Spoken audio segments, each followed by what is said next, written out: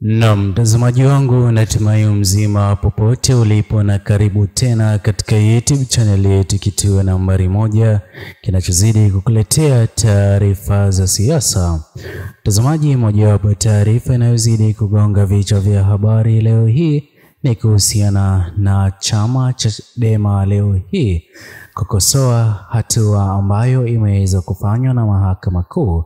Mtazamaji, iwapo kuweza kupata taarifa za hapo awali ni kwamba Mahakama Kuu nchini Tanzania imeweza kutupilia mbali chama Chadema kisiweze kufanya rali zozote zile za kampeni kwa ajili ya uchaguzi wa mwaka 2025. Ila mtazamaji, tumeweza kugundua kwamba idadi kubwa ya watazamaji mnaozidi kutazama video zetu katika YouTube channel hii bado hamjaweza kufanya jambo la busara kwa kusubscribe. Hivyo basi tungependa kuwasihi muweze kubonyeza maneno yaliyoandikwa subscribe chini ya video hii, na iwapo utaweza kufanya hivyo utaweza kutusupport pakubwa, na si hapa tutaweza kushukuru. Mtazamaji, leo hii chama Chadema kimeweza kukosoa uamuzi ulioweza kufanywa na mahakama ya kwamba chama hicho kisiweze kufanya rali zozote zile kwa ajili ya uchaguzi unaozidi kutarajiwa kufanyika mwaka 2025, ikidai ya kwamba iwapo hilo halitaweza kufanyika basi tiketi ya moja kwa moja kwa Rais Mama Samia Suluhu Hassan itaweza kupatikana. Haya yote ni kutokana na chama cha CCM kuachiwa huru kuendelea na kampeni dhidi ya chama pinzani chake Mheshimiwa Tundu Lissu, chama cha Chadema.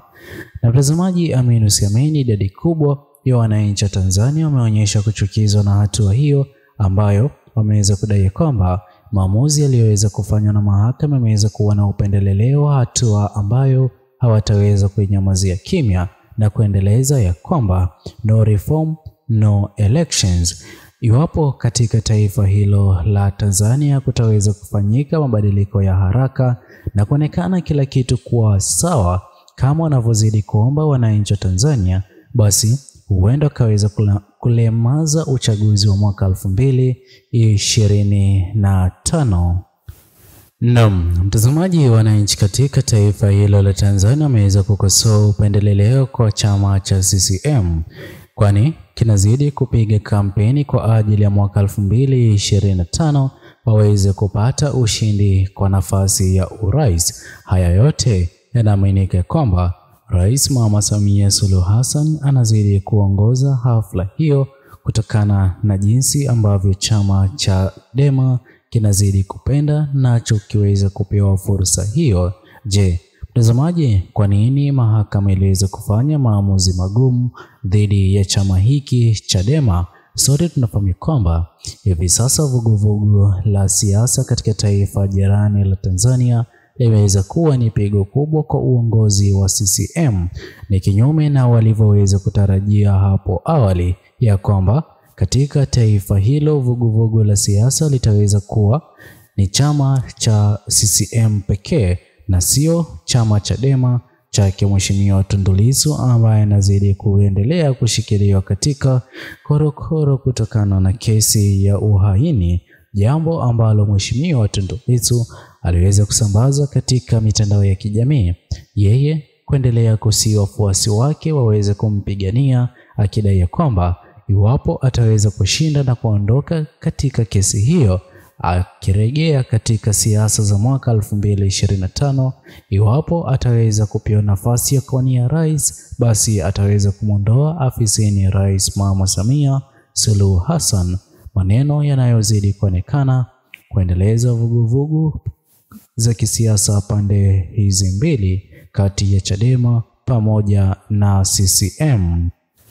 Mtazamaji, na kadri uchaguzi katika taifa jirani la Tanzania unapozidi kukaribia, kwa kweli siasa nazo zinazidi kuchacha. Haya yote yanazidi kuonekana kuwa ni tishio kubwa kwa Rais Mama Samia Suluhu Hassan, kwa mipango anayozidi kupanga dhidi ya wapinzani kuonekana kukosolewa na idadi kubwa ya wakazi wa huko Tanzania na mikoa mbalimbali pia kutishia kutoshiriki katika uchaguzi, hatua ambayo itakuwa ni ya kihistoria katika taifa hilo la Tanzania. Na mtazamaji, amini usiamini, mbaya kabisa itakuwa kipindi ambapo Mheshimiwa Tundu Lissu ataweza kupata ushindi wake, na kwa kweli nafasi hiyo ipo na uwezekano mkubwa kutokana na ushindi wa hivi punde wa mchungaji Gwajima ambaye aliweza kupata ushindi dhidi ya mahakama huko katika taifa la Tanzania. Kutokana na yeye kusi wafuasi wake katika kanisa lake, ni vema kumchagua kiongozi sahihi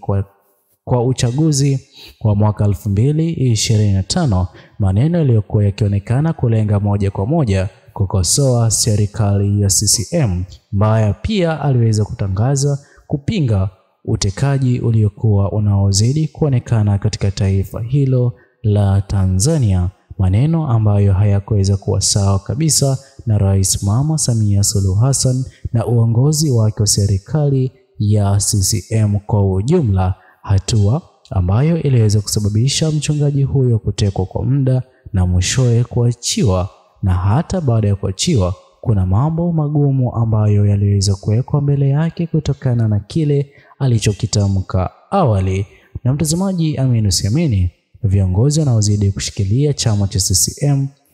hivi sasa hawana imani tena na chama hicho kwa wao kukitumia kwa kuwania nafasi za uchaguzi kwa mwaka 2025 kutokana na kauli ya kwamba no reform no election. Inazidi kutisha ya kwamba baadhi ya wabunge katika mikoa mbalimbali katika taifa hilo la Tanzania, endapo wataweza kutumia chama cha CCM, hawataweza kupigiwa kura. Wapinzani wanaozidi kutumia vyama pinzani kama chama cha Dema wataweza kupigiwa kura na kupata ushindi wa moja kwa moja, hatua ambayo inazidi kuyumbisha siasa za taifa hilo la Tanzania. Na mtazamaji, sasa itakuwa vema iwapo hapo utaweza kutufahamisha maoni yako kuhusiana na kile ambacho kimeweza kufanywa leo hii, maamuzi dhidi ya chama cha Dema kuonekana kuwa na upendeleo mkubwa dhidi ya CCM. Na mtazamaji, pia katika uchaguzi wa mwaka 2025 ni viongozi wangapi ambao wataweza kutumia chama cha CCM na wengine kutumia chama cha Dema? Kutokana na vuguvugu la no reform no elections, ni chama kipi kitakachozidi kupata ushindi mwingi dhidi ya viongozi hawa wa CCM? Tuachie maoni yako katika uwanja comment section, subscribe, like, comment na kushare. Pia